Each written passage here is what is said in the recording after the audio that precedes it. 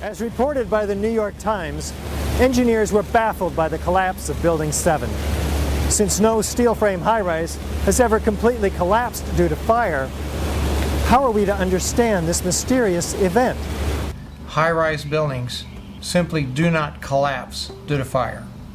There has never been until 9/11 an experience where a high-rise building that was steel frame completely collapsed.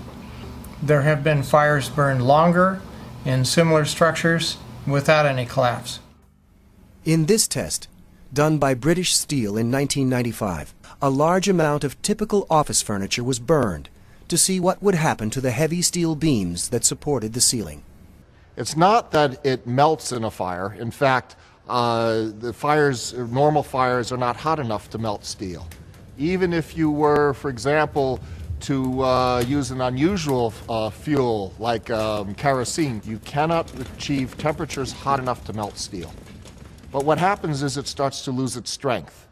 And as it loses its strength, it starts to sag. This was the largest test of its kind ever conducted. It showed how unprotected steel can be distorted even by a normal office fire. But as is typical in steel buildings, the structural beams only slowly and progressively warped and sagged.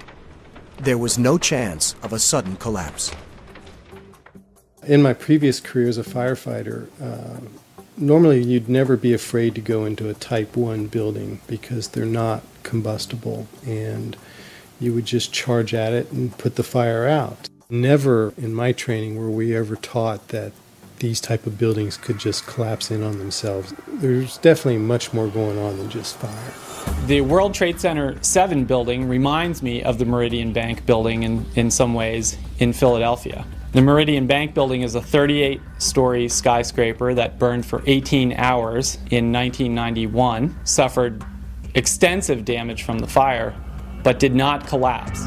NIST tells us that this collapse mechanism, starting with thermal expansion, that worked its way upward and outward through the building, in a matter of seconds, there's not enough time for the building to collapse the way that NIST tells us it collapsed. NIST claims the fires were very large, very hot, and long-lasting, when in reality, observation, which has been researched by many people, shows these fires did not last very long. They were not in the locations where NIST claims they were at given times. I'm a fellow of the American Institute of Architects.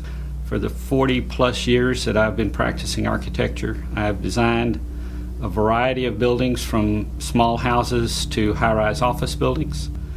Some of the high-rises that I've worked on are 1 shell and 2 shell here in Houston. I was project manager for a 22-story office building in Akron, Ohio.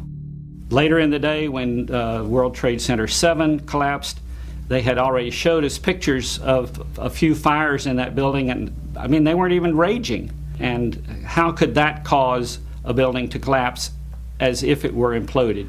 Couldn't happen.